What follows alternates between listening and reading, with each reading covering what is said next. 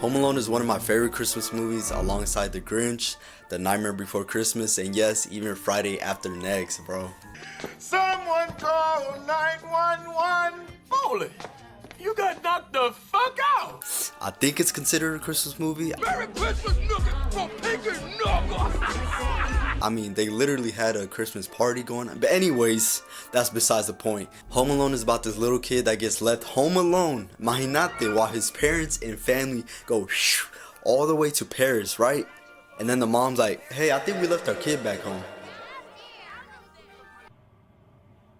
Do you see me fucking laughing, my nigga? I just got done rewatching Home Alone, and I noticed a lot of things I never paid attention to, so let's talk about it.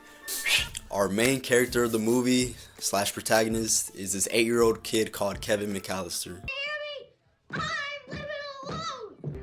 Is this nigga serious? Kevin lives with his big old family, or should I say big old rich family, should I say, because how you're telling me a 15 people family, I don't know if that makes sense, but 15 of them are going to Paris right before Christmas, last minute.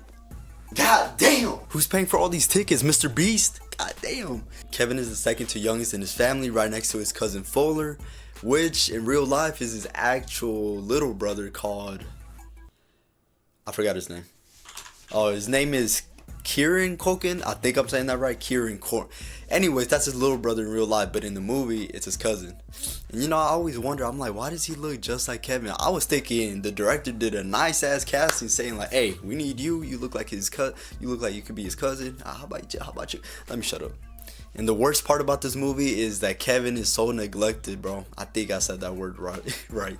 But they're always mean to him and don't pay attention to him. Just look at this, bro. I wouldn't let you sleep in my room if you were growing on my ass. You're what the French call les incompetents. What? His own sister just called him useless, bro. A little bit after this, we get introduced to South Bend Shovel Slayer, which is just an old guy that lives next door. Check it out, Old Man Marley. Who's he? You ever heard of the South Bend Shovel Slayer? But they built this whole urban legend around him that he murdered his whole family and half of the block. But in reality, bro, it's just an old guy that lives next door, bro. They just pulled that out of their ass. Back in '58, murdered his whole family and half the people on his block with the snow shovel. But there's this theory about the old man. His name's Marley, Old Man Marley. There's this theory that supposedly his wife died slipping and falling on ice. Hints to why he's always shoveling and putting ice on the ground so it doesn't happen to anybody else, right? That's pretty nice of him, you know? It's pretty thoughtful. And the other part of the theory is that the reason the son's not there is because the old man Marley and his son had an argument because the son was supposed to shovel and salt the ground, which he didn't, so the mom slipped and died. Later in the movie, we get some context that supports this theory, kind of, so just keep it in mind. Yeah. Look out!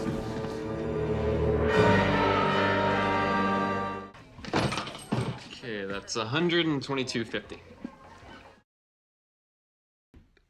Oh my God.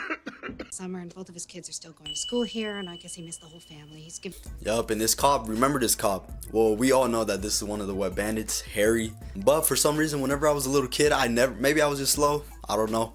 But I never knew that this was Harry. I always just thought there was a cop at the beginning of the movie. I was 7. I didn't pay attention.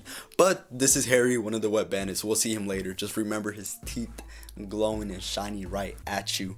Like I said, Kevin is always the one to get blamed and neglected by everyone. So right here, Kevin pushes Buzz and it makes the milk pour all on top of the tickets and passports. But my question is, who in the right mind put the tickets and passports right next to the food and drinks?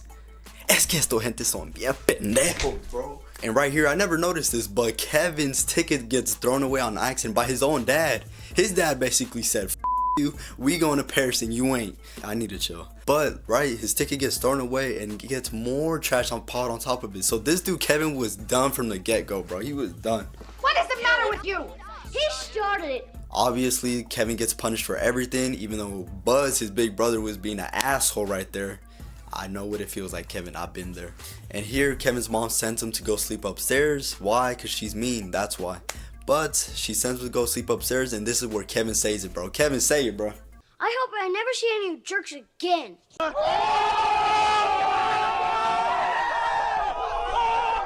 And this dude Kevin is so lucky it's not 2015, because if it was, ooh, buddy, he would have met Santa's cousin Krampus.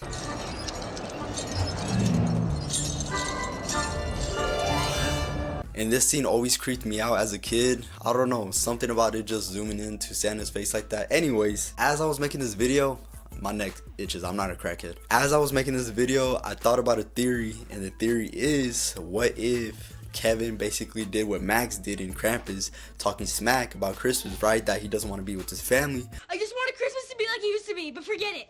I hate Christmas. I hate all of you. So, let's say when Kevin went to sleep, Krampus and all his goons came down and murked, killed all his family. So he woke up and then they're all gone and kidnapped, right? But then Kevin realizes, no, I miss Christmas. I just want it to be like how it always used to be with my family. I miss them. Bring them back, please, right? So boom, his mom comes back, his family comes back at the end, and then it zooms out and they're in a snow globe like Max.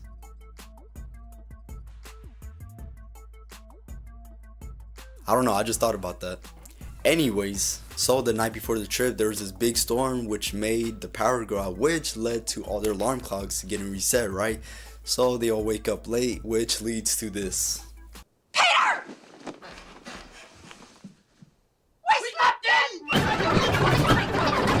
I just don't understand how in all this chaos Kevin doesn't wake up, bro. I mean, I'm kind of a heavy sleeper, but not that heavy. I would hear, you know, like my letras getting thrown around, screaming, yelling, where's this, get that, you know? But I guess not.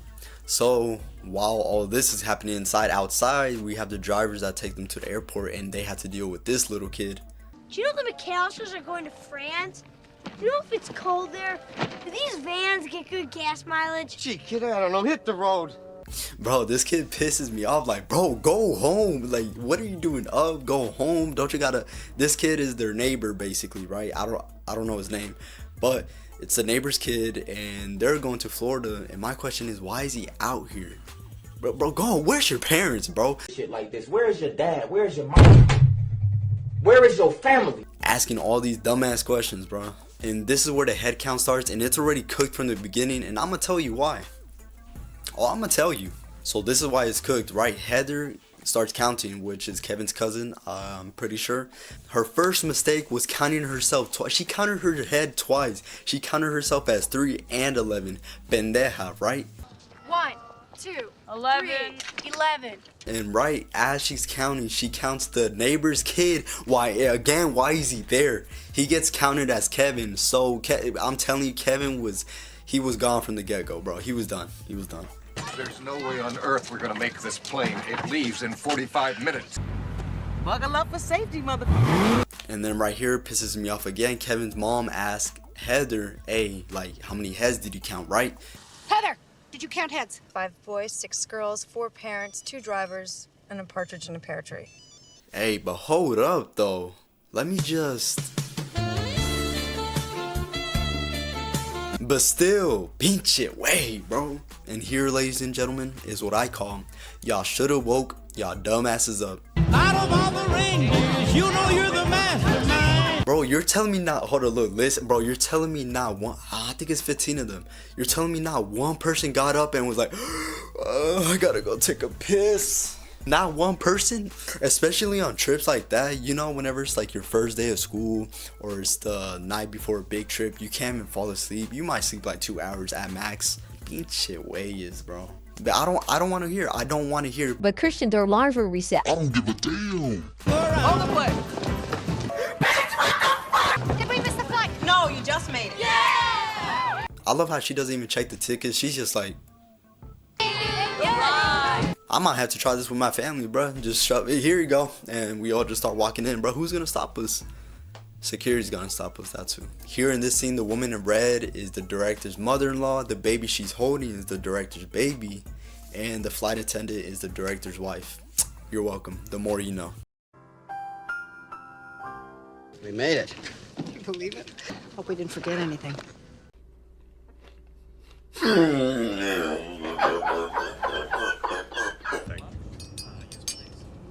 That's real crystals. Go ahead. Put them in your purse. Fill it up. Fill it up, please. Thank you. Bro, this dude Frank pisses me off. He pisses me off from the first scene I saw him. But this is why he pisses me off. Why is he acting like this? And your brother bought the tickets, bro. Lil bro, I'm gonna call you Lil bro. Lil bro, your big bro bought the tickets. Oh wait, my bad. So it was the brother who lives in France. So it's three. There's probably more, I don't know, but it's three. There's Peter, Frank, and I don't know the name of the other brother, but he lives in France, and he's the one that bought all the tickets for all 15 of them to go to Paris. He ballin'. But still, tomato, right? Because it's still your brother buying the tickets and you're acting like this. Bro, where's this motherfucker when you need him, bro? And my boy Kevin finally realizes that he's home alone, right? So my boy starts going crazy. I'm not talking about party crazy. I'm not talking about drugs crazy. I'm talking about little kid crazy.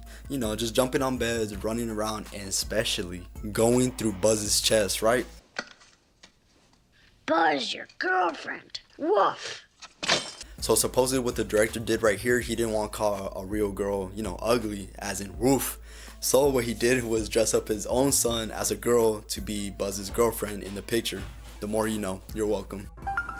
Right here in the same scene, Kevin finds a BB gun on the wall of Buzz's room, which would definitely come in handy later, right? Ooh, my bad, I didn't mean to clap.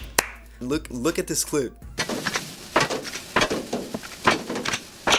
And the way Kevin doesn't miss one shot, I wouldn't be surprised if this man's related to Laurie Strode, yes, from Halloween, yes, the Huntress. And I also wouldn't be surprised if this dude's not related to Joey World Tour. Look how he's eating this ice cream, bro. AC said you had some dough for me.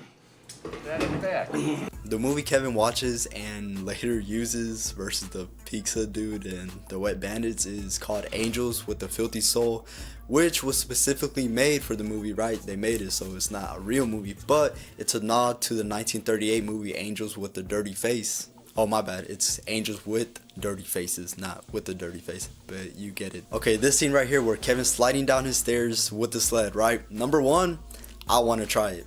Number two, it shouldn't be possible, bro. You see this wall right here? He should be hitting that wall and not going out the... Anyways, let me not get mad. For these type of stunts right here, Kevin's actor, Macaulay Culkin, hopefully I'm saying that right. At the time, he had this stunt double called Larry Nicholas. And at the time, you know, they had the same build. Larry was a shorter guy, so he just kind of fitted perfectly. So you can right here, you can barely tell. And just for these type of stunts, Larry came in and did them. It was this, I don't know if there's more, but this and the zip line, which we'll see later. And there, I'll zoom in and you can see it's Larry. But let's keep it going. And about time, this is where you can see Kevin's mom realize she left him at home. What kind of mother am I? And she's losing her mind, right? As she should, and having a little breakdown. But guess who opens her mouth? If it makes you feel any better, I forgot my reading classes. Really, nigga? Bro, Frank could suck it, bro, I swear. And right here we finally meet the bad guys of the movie, Harry and Marv, aka the Wet Bandits. That's what they go by. And the movie just started and they're already trying to break in. Like, Marv and Harry, chill out, bro. Give me some foreplay first, go to a different spot, then come to the main spot, bro. You know what? I need to chill, bro. I'm sorry. If you're really watching this, I'm sorry. And right here, Kevin se pone los pilas, right? And he goes to turn on the lights to scare off the wet bandits like some cockroaches in the kitchen at night when you turn the lights on. You know what I'm talking about. But right here, Kevin starts noticing that he's being a little bee, right? So he comes out and he's like, I'm not scared no more. I'm not afraid anymore. And they make Marley look like he's a bad guy, which he's not. He's literally just an old grandfather. He has a granddaughter, bro.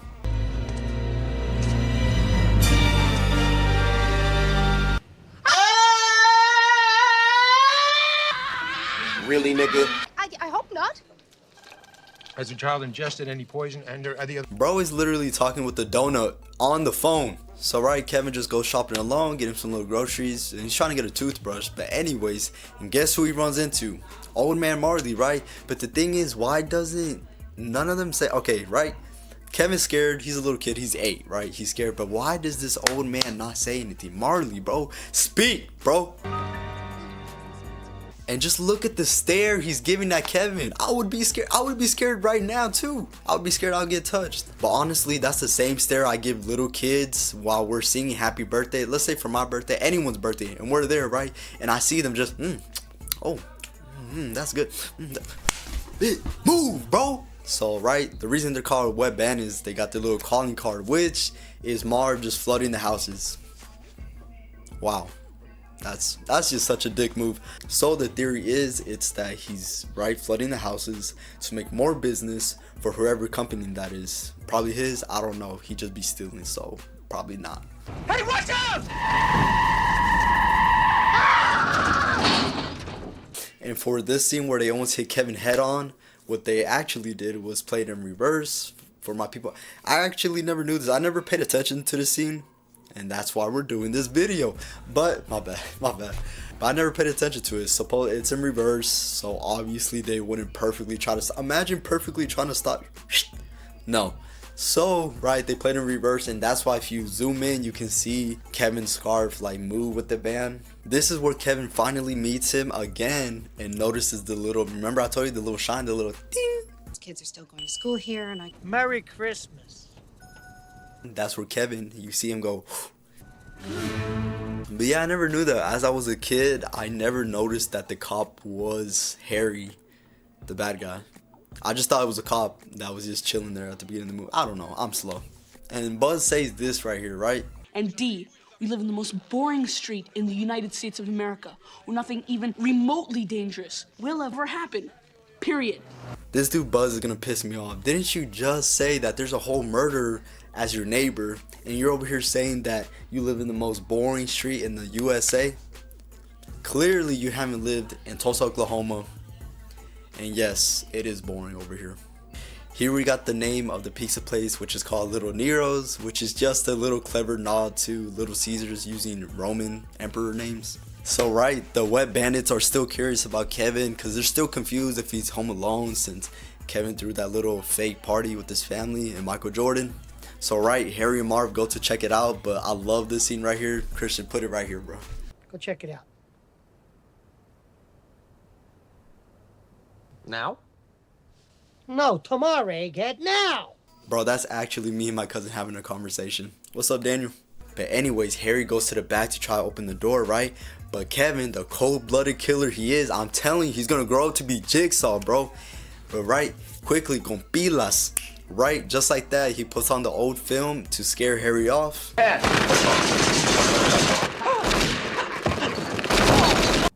Keep the change, you filthy animal. And right here after this scene, I feel so bad for Kevin's mom, cause ain't this the same mother that was Andy's mom's boss in Child's Play? Look, bro. Ma'am, if there was anything at all I could do for you today, you'll just simply have to do it. Now, you can take off at 5, but you'll have to be back at 7. Bro, I swear that's the same exact character, bro. I can't stand that way, bro. Well, if the kid's there, the parents gotta be. He's home alone. Home alone. We'll get a bite to eat. We'll come back about 9 o'clock. Who in their right minds in broad daylight just goes out there and talks about coming back to the house to break in, bro? These goons gotta go to jail, bro. Take these pendejos away, bro. Kevin then just starts wandering the streets, right? And he sees all these families getting together, and I bet he's like, damn, why did I wish my family away? But eventually Kevin ends up in a church. But shoot, I would be in there too if I can hear this choir. And right here is where Kevin finally talks to the old man. The old man finally speaks. That's all I wanted the old man to do, because this man would just... The reason why he's there is because his granddaughter's in the choir. So that's why he's there. But at the same time, old man Marley and Kevin, they exchange words, and finally meet ends. Merry Christmas. Merry Christmas.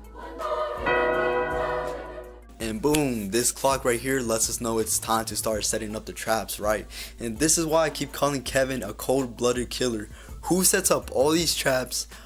He does all these things, right? In under an hour. And then this dude has how much? I think it's 7 or 3 minutes to spare to eat mac and cheese, bro. Bless this highly nutritious microwavable macaroni and cheese dinner and the people who sold it on sale. Amen. Yes, sir. Amen. Amen. Open the door. Well, no more babies for Harry. And what I love is how Marv, I'm gonna call him Mark. I love how Marv just sticks his head in there, just goes.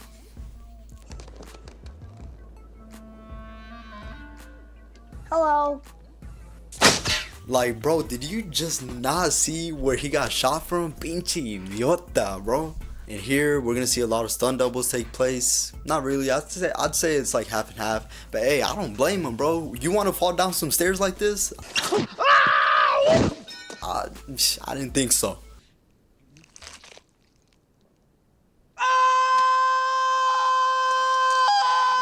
For this scene right here, Harry's actor actually stepped on a rubber nail, which collapses under his weight, giving it the illusion that he actually stepped on a nail. And oh my goodness, bro, it'll be like, just knowing it's fake, it still hurts to see that scene. And when I was little, bro, I actually thought he stepped on a real nail. I don't know.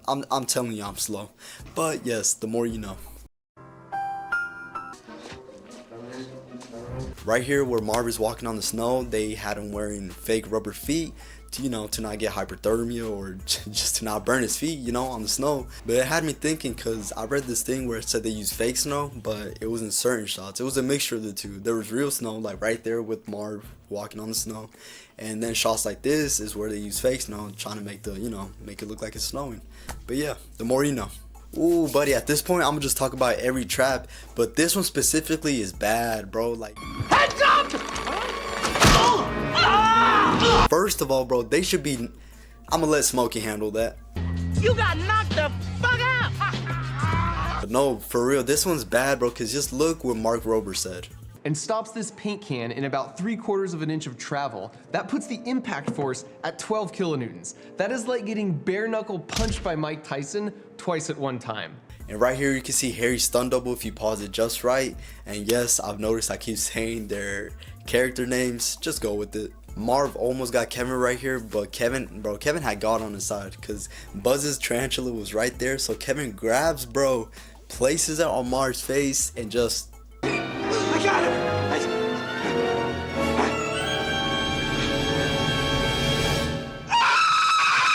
For this scene right here, the actor Daniel Stern, he had to do a fake scream face. Did that make sense? He had to do a fake scream, right? Like make the face but without any noise. And then later in post-production, that's where they added in the famous scream. But hell no, imagine he did scream. That tarantula would have been like, what the hell? And it would have bit him, Oh yeah, and this is what I was talking about. Kevin's stunt double, Larry Nicholas. If you zoom in right here, you could tell a little bit it's not Kevin, but that's his stuntman, Larry Nicholas. Supposedly in this scene right here, they finally catch up to Kevin and they catch him, right? But yeah, Joe Pesci actually bites Kevin's finger on one of the takes, and supposedly he was just trying to get in character. So bro has a permanent scar on his finger now. Thank you, Joe. Right here in the same scene, the way Kevin gets out of the situation is that Old Man Marley comes into the rescue, and right here you can see Old Man Marley's stunt double whenever he swings on Marv and Harry. Look. But yes, our boy Old Man Marley saves Kevin's butt, and the Wet Bandits finally, por fin, get arrested, bro. Thank goodness. And finally, por fin, Kevin is reunited with his family, with his mom being the first one to get there. And literally like 2 minutes later, with the rest of the family shows up too. And the reason I'm bringing that up is because Kevin's mom literally gave up everything just to see, which is a good thing, right? Your mom literally doing anything she can to come and see you. But the thing is, with 2 minutes to spare, that's it, bro. I'm gonna have to read this off because I can't remember it. But this woman gave up a ring, a watch, a pocket translator, $500 in cash, earrings, and how many was it? 2 first-class tickets, bro. Just to be 2 minutes earlier, bro. I mean, that's dedication and that's love, right? But damn, bro, hell no. That she gave up, like, that was a cool couple grand right there. And here at last we see that everyone gets a happy ending, even Old Man Marley reuniting with his son, due to Kevin giving him the push to talk to his son, which was pretty nice. That was back when they were in the church. I forgot to bring that up, but Kevin basically told him to not be afraid to talk to his son again. Because remember what I told you about the theory? They did really argue, and that's where the theory came. They argued because the son didn't put the salt and shovel, and that's why the mom died. Anyways, and that's pretty much it, bro. But yeah, rewatching Home Alone as an adult feels way different. I mean, specifically for this video, I was trying to find everything I could. But watching it as a little kid, you're just seeing Kevin beat up bad guys. But as an adult, you're just stressed the whole time. Stressed for Kevin, stressed for the mom, and stressed that nobody called CPS, bro. Child Protective Services. Yes, it gets that deep. thank you guys for watching. If you really enjoyed this video, leave a thumbs up, comment, subscribe, and let me know what movie I should do next. And yeah, just count your kids, bro. Literally, not like Heather. My bad. I'll see you guys in the next one.